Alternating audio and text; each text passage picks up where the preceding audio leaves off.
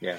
So how would the whole 2020 experience that doesn't seem to want to go away, how would that work out for you?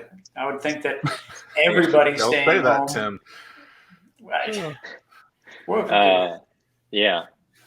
I mean, I do feel, we said it the entire year. It's like everybody else is struggling. Everybody else is even people inside of our industry were having a hard time adjusting to what was going on. And we legitimately sat down and we were like, what do we do? How do we address this? And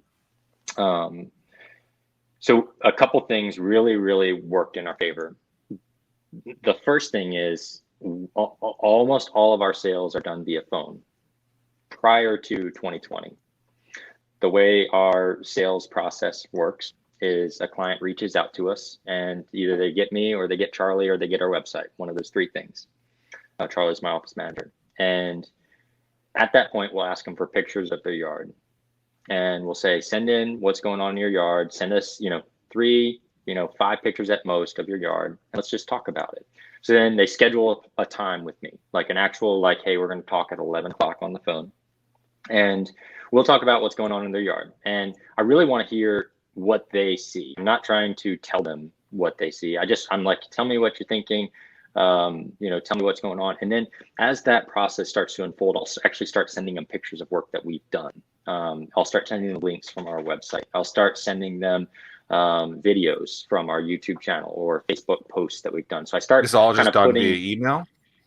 This is all done while I'm on the phone, using my phone to text them pictures of stuff. So oh my gosh, you can't do that. How dare you text your potential client? How dare you change it? How dare you do that? Like, why wouldn't you do that? Like, you have this thing. I'm on the phone and we're having that's this awesome. flow.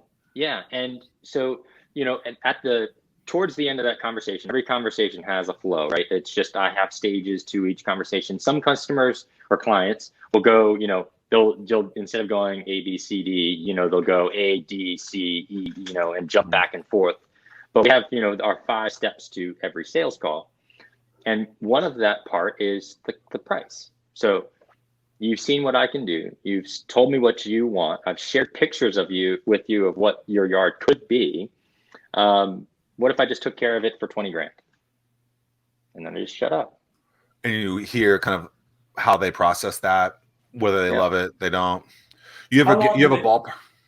How long did it get used to you to say 20 grand and then shut up and let that silence just eat away at you before you want to say something? How long did that take to train yourself? Because people are scared to death of that silence, and it seems like eternity.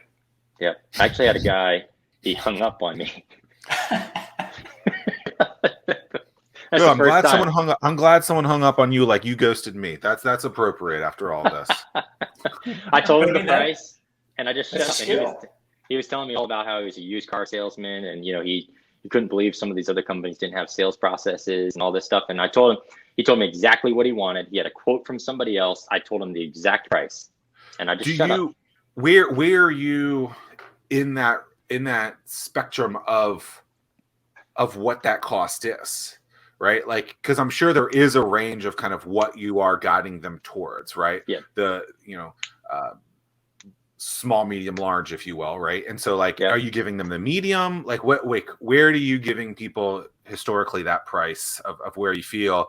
And it's not final, but I mean, that's the first number that they hear. So that's the number that they're going to be using and expecting if that thing isn't, the Ritz-Carlton, if you will. Occasionally I'll ask, if I don't have a perfect picture of what they're wanting, I'll say, what were you hoping to spend in this space? What were you hoping to spend on the backyard? And usually a client is, after we're having a very candid conversation, a very open conversation, and, I'm being real with them and they're being real with me. Most clients will just say, I was expecting to spend 20 to 30 grand. And I'll say, okay, I can make it work, or I can't make it work. What's the average you think yard that you do? Our average project across the board, because we have 3 different, departments, if you will, our average spend is $8 grand. Got it. Yes, I mean, hats off to you, man. I mean, it's just in terms of You listen to your customers, your clients. You've got a sales process that's put in place. You know what you're able to do. You know what your wheelhouse is, and then you've learned how to say no, and that's done really, really well for you. I mean, it just it's so difficult for so many people to figure that out, or even just ask the question of, "Hey, do you have a budget or an idea in mind on how much you want to spend?" That's like a terrifying question for so many new entrepreneurs to ask. Or old ones. Yeah. Yeah. But that was why we were positioned well for 2020, because we had that phone process in place. We had content online because people were at home reading, people were at home researching. So people could go to our website. We have over 100 pages of content on our website, and they would just get lost in the website and then call me and then tell them. We had points where we had clients, I talked to them on the phone, I sold the job, I went to their yard, painted it out in their yard, what the design was going to be. And they would either FaceTime me or they would be on the phone while I'm walking in the yard. They would never come outside. And then they would slide like a $50,000 check underneath the glass door. I'm not making that up. They would just slide it and it's like, "Thank you. I just emailed you and accepted your proposal, on your website, on your via because email." they feel comfortable with you because they've gone through that whole process. They get it. They appreciate that you came out that quickly and all that stuff. They've stalked me. We're stalkable. You can. Well, that's important. I want people to stalk me too. Yeah, dude. Okay, so it's interesting. So I do a weekly email every Monday morning at 10:15 ish every single week. If you guys want it, zackmillersays.com/newsletter. And recently, I've been copying and pasting a chapter of my book just to see if anyone will notice it.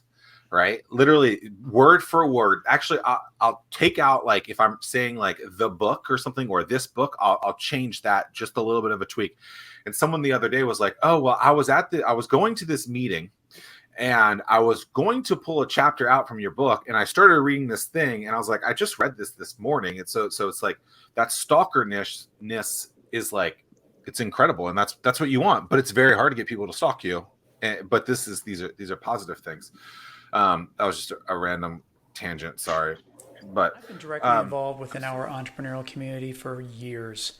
And the most common question I get is, "Tim, I want to get involved, but I don't know what events I should attend." Well, Startwheel eliminates that pain point because we consolidate all the events you should attend into a single calendar. Now you'll be in the know and see where to spend your time. Gone is the need to search multiple websites and calendars. Just head to startwheel.org and see for yourself. That's startwheel.org.